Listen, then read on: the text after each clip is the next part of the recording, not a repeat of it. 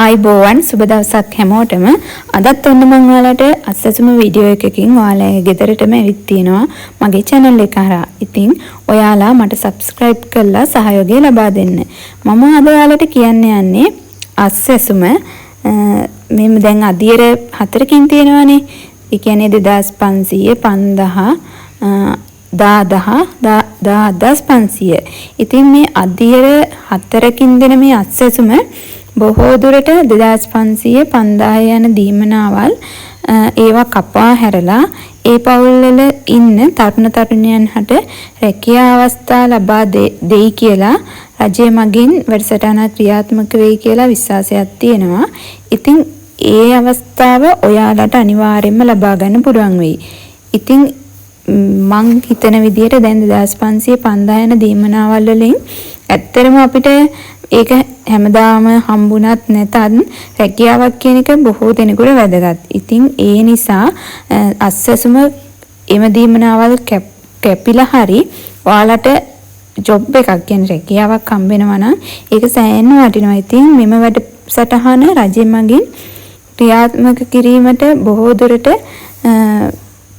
කරයි කියලා විශ්වාසයක් යනවා. ඉතින් රජය මගින් ඒ හරහා වැඩ කටයුතු යොදවනවා කියලා ආරංචියක් තියෙනවා. ඉතින් එතකොට පවුල්වල සිටින අවුරුදු 25 35 අතර තනතරයන්ට තමයි මේ අවස්ථාව උදා වෙනව ඇත්තේ. එතකොට බොහෝ දුරට ඇත්තේ විදේශගත වීම තමයි. ඉතින් ලක්ෂ 5ක් කායක පඩියකට වැඩකට යනවා කියන්නේ අස්සසුම එම් පවුල්වල තිබුණත් නැතත් එම පවුල ආර්ථික අතින් ශක්තිමත්. ඉතින් ඔයාලට කියන්නේ බොහෝ දැන් මේ මාර්තු මාසේ ලස්ස 3කට වගේ එතකොට දීමනාවල් කැපුණට ප්‍රශ්නයක් වෙන්නේ නැහැ. මොකද රැකියාවල් හම්බ වෙනවා මේ පවුල් වලට.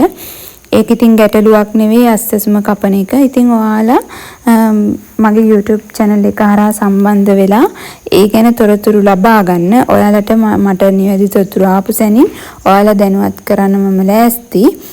ඉතින් මේ දැන් මේ මාසේ නම් දැන් මුදල් බැංකු ගිණුම වෙතට 17 වෙනිදා වෙද්දී ඔයාලට වැටිලා ගන්න පුළුවන්. ඉතින් අප්‍රේල් මාසේ බඩු මල්ලත් හම්බ වෙලා තමයි මෙම මේ ලක්ෂ 3කට මෙම දීමනාව අහිමි වෙනවා ඇත්තේ. අහිමි වුණාට අර මම මුලින් කිව්වා වගේ රැකියා අවස්ථා හම්බෙයි බොහෝ දෙනෙකුට. ඉතින් ඒ ගැන කනගාටු වෙන්න දෙයක් නැහැ.